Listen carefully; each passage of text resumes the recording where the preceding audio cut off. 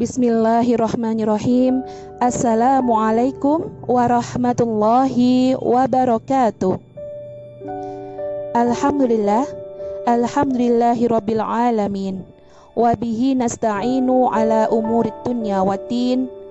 Wassalatu wassalamu ala rasulillah Muhammad ibn Abdillah wa ala alihi wa sahbihi ajma'in, amma ba'du. Yang saya hormati Ibu-ibu Aisyah, pimpinan daerah Aisyah Kota Malang rahimakumullah. Pada kesempatan kali ini, marilah kita panjatkan rasa syukur kita kehadirat Allah Subhanahu wa taala yang telah memberikan kita hidayahnya sehingga kita dapat terus mendengarkan kajian-kajian Islam yang sangat bermanfaat dari Majelis Tablik PDA Kota Malang dengan semangat yang luar biasa. Tak lupa pula salawat serta salam marilah kita panjatkan kepada Nabi kita, Nabi Muhammad SAW, Nabi yang membawakan syafaat untuk manusia di dunia, Nabi luar biasa yang mendapatkan mukjizat Al-Quran dari Allah Subhanahu wa Ta'ala, yang memiliki banyak manfaat luar biasa di kehidupan manusia.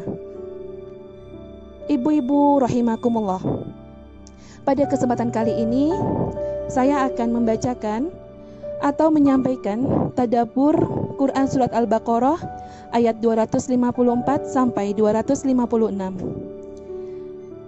Sebelumnya saya akan mengulangi membacakan kembali. Yang pertama, Surat Al-Baqarah ayat 254. Ya ayyuhalladzina amanu anfiqu mimma razaqnakum min qabli ayatiya yaumul la bai'un fihi wala khullatu wala syafa'ah wal kafiruna humuz zalimun. Artinya, hai orang-orang yang beriman, belanjakanlah di jalan Allah sebagian dari rezeki yang telah kami berikan kepadamu sebelum datang hari yang pada hari itu tidak ada lagi jual beli dan tidak ada lagi syafaat, dan orang-orang kafir itulah orang-orang yang zalim. Maka dari ayat ini, ayat 254 Surat Al-Baqarah, dalam tafsir As-Sa'adi, Syekh Abdurrahman bin Nasir As-Sa'adi, pakar tafsir abad 14 Hijriah. Makna kata anfiku mimma razaqnakum, infakkanlah dari sebagian rezeki untuk infak yang wajib seperti zakat atau infak yang disunahkan. Lalu, la bai'un fihi, tidak bisa seorang pun yang bisa menebus dirinya dengan harta agar terbebas dari siksaan. Wala khullah, tidak ada juga pertemanan atau relasi yang bisa membantunya. Wala syafa'atun, tidak diterima syafaat kecuali dengan izin Allah bagi siapa saja yang dikehendakinya dan diridhoinya. Wal kafiruna, orang-orang kafir yang enggan membayar zakat dan hak-hak yang wajib yang disyariatkan Allah, dan untuk hamba-hambanya adalah orang-orang zalim. Makna ayat, pada ayat 254 ini Allah Ta'ala memanggil hamba-hambanya yang beriman dan memerintahkan mereka untuk mengeluarkan sebagian harta atau infak di jalan Allah sebagai bentuk mendekatkan diri kepadanya dan mengumpulkan bekal sebelum hari kiamat untuk menghadapi perjumpaan dengannya, di mana tidak ada lagi tebusan maupun jual beli, tidak ada sedekah yang bermanfaat dan syafaat yang berlaku.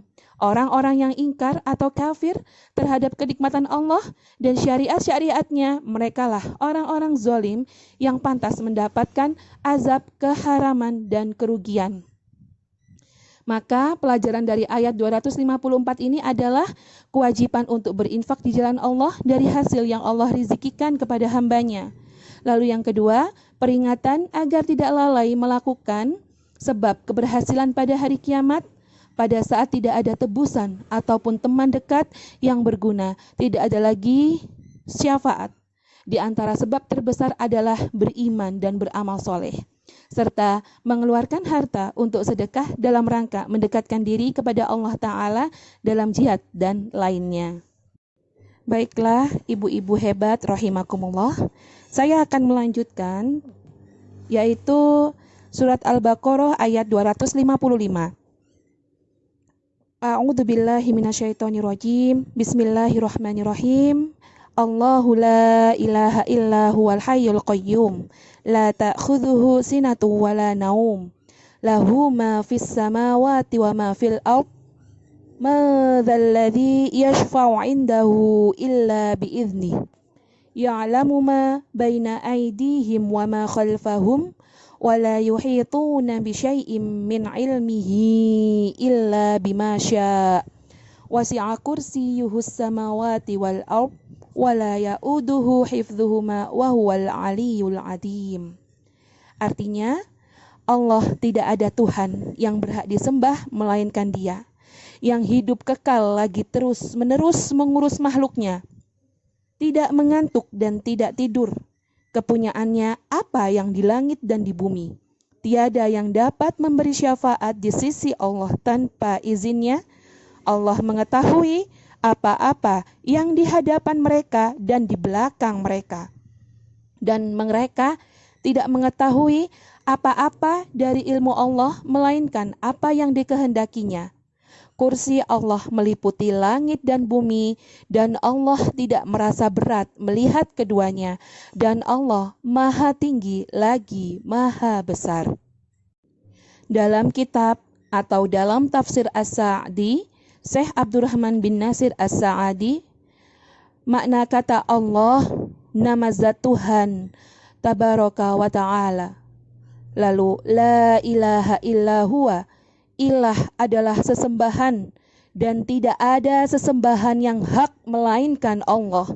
Karena Allah yang maha menciptakan, maha memberi rizki dan maha mengatur segala sesuatu. Hanya kepadanya lah segala sesuatu dikembalikan. Maka segala sesuatu yang disembah selain Allah tidak boleh diibadahi dan batil. Al-Hayyu, zat yang memiliki kehidupan yang mulia dan tidak dimiliki oleh selain Allah Ta'ala. Hal ini yang membuat Allah berkuasa, berkehendak, berilmu, mendengar, melihat, dan berbicara. Al-Qayyum, zat yang mengatur segala sesuatu yang ada di kerajaannya, baik yang di atas maupun yang di bawah bumi. Zat yang mengatur setiap jiwa apa yang mereka perbuat. Sinatu, rasa kantuk yang ada sebelum tidur. Kursiyuhu, al-kursi maknanya adalah tempat meletakkan kedua kaki. Tidak ada yang mengetahui hakikatnya kecuali Allah. Ya'uduhu, memberatkan dan menyulitkan.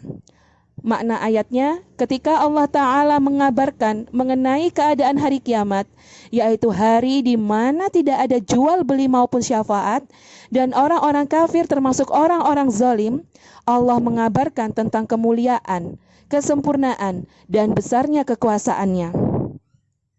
Dialah Allah yang pantas disembah dengan benar, dan peribadahan kepadanya lah yang menyelamatkan hamba dari kengerian hari kiamat.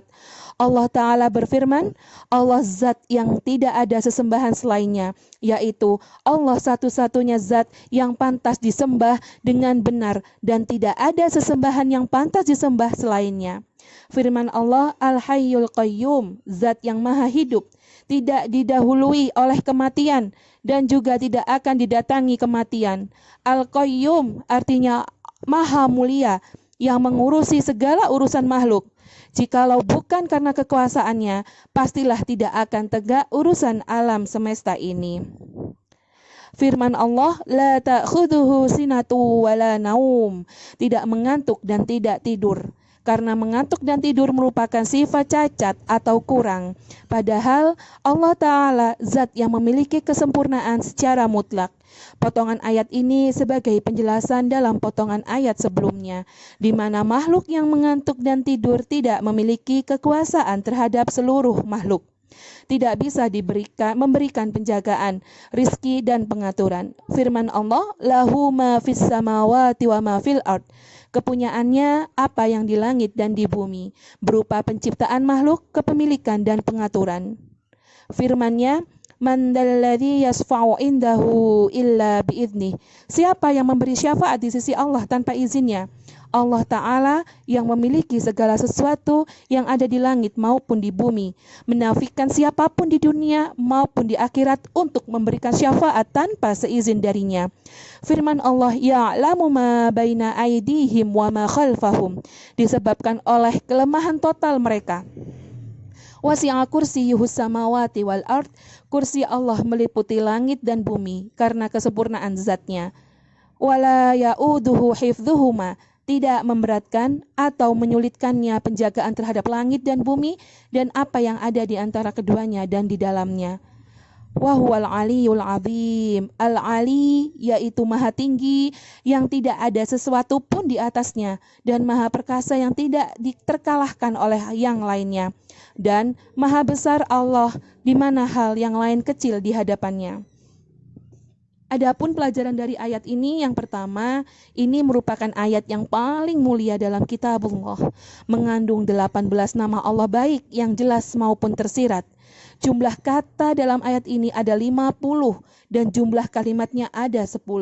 Seluruhnya berbicara tentang rububiyah Allah Ta'ala, uluhiyahnya, nama-nama dan sifat-sifatnya yang menunjukkan tentang kemuliaan zatnya, ilmunya dan kekuasaannya, serta besarnya kekuasaan Allah. Lalu, pelajaran yang kedua, dianjurkan atau sunnah untuk membacanya setelah selesai wajib, ketika akan tidur, dan dalam rumah untuk mengusir setan. Baiklah, dilanjutkan dengan Al-Baqarah ayat 256. Bismillahirrahmanirrahim.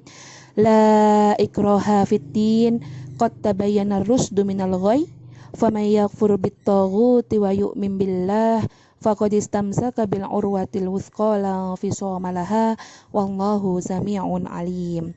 Artinya, tidak ada paksaan untuk memasuki agama Islam. Sesungguhnya telah jelas jalan yang benar daripada jalan yang sesat. Karena itu, barang siapa yang ingkar kepada taghut dan beriman kepada Allah, maka sesungguhnya ia telah berpegang kepada buhul tali yang amat kuat yang tidak akan putus. Dan Allah Maha mendengar lagi Maha mengetahui. Makna kata La ikraha fiddin, tidak ada paksaan bagi seseorang untuk masuk ke dalam agama Islam. Akan tetapi, seseorang dapat memeluknya atas pilihan dan keinginannya sendiri. Ar-rusyd, petunjuk yang mengantarkan kepada kebahagiaan dan kesempurnaan hidup. Al-ghayy, kesesatan yang menyebabkan kecelakaan dan kerugian bagi hamba. At-taghut, segala sesuatu yang memalingkan seorang hamba untuk beribadah kepada Allah seperti manusia, setan, dan lain sebagainya. Al-urwatul wuthqa, tali yang kuat, yaitu kalimat syahadat, La ilaha illallah, tidak ada sesembahan yang berhak disembah kecuali Allah, dan Muhammadur Rasulullah, Muhammad adalah utusan Allah. La fisama laha, tidak terputus dan tidak terlepas bagaimanapun keadaannya. Makna ayat tersebut yaitu Allah Ta'ala mengabarkan setelah menyebutkan sifat-sifat kemuliaan dan kesempurnaannya pada ayat kursi, bahwasanya tidak ada paksaan untuk masuk ke dalam agama Islam. Hal itu terjadi saat beberapa orang Ansor memaksa anak-anak mereka yang beragama Yahudi dan Nasrani untuk masuk agama Islam.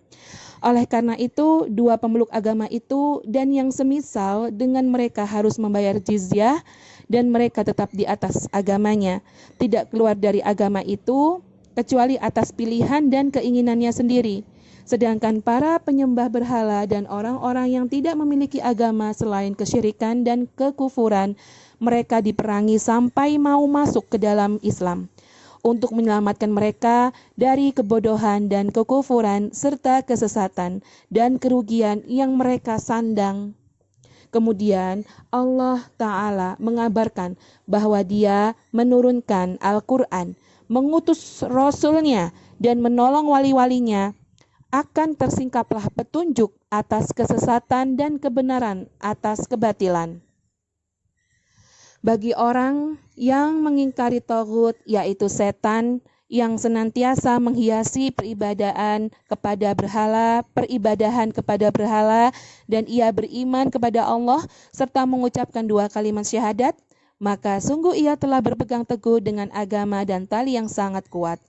Namun bagi siapa yang terus di atas kekufuran kepada Allah dan beriman kepada Tagut, sama saja ia telah berpegang teguh dengan tali yang lebih rapuh dari sarang laba-laba.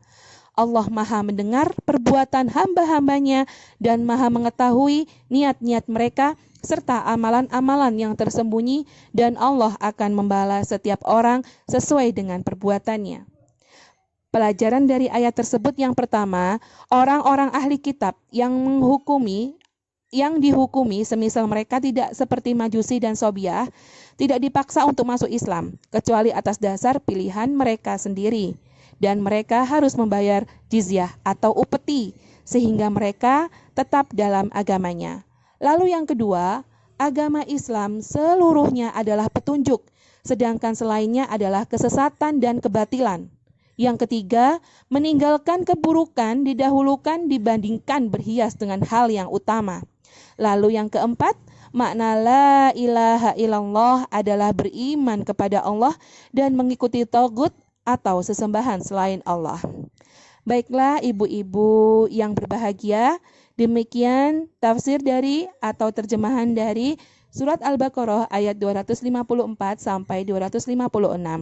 Terima kasih atas segala perhatian ibu-ibu sekalian. Semoga apa yang saya sampaikan dapat bermanfaat bagi kehidupan kita semua dan menambahkan keimanan serta ketakwaan kita kepada Allah Subhanahu wa taala. Demikian dari saya. Mohon maaf atas segala khilaf yang saya lakukan. Nasru minallah wa fathun qarib. Wassalamualaikum warahmatullahi wabarakatuh.